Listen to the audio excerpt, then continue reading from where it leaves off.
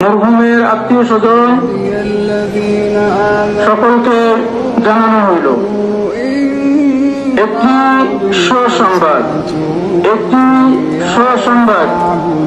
নুরবাড়ি নিবাসী মরহুম মফিজ উদ্দিনের দ্বিতীয় পুত্র মোহাম্মদ আমিনুর রহমান গত রাত বুধবার 9 ঘটিকায় ইন্তেকাল করিয়াছেন। মরহুমের জানাজার নামাজ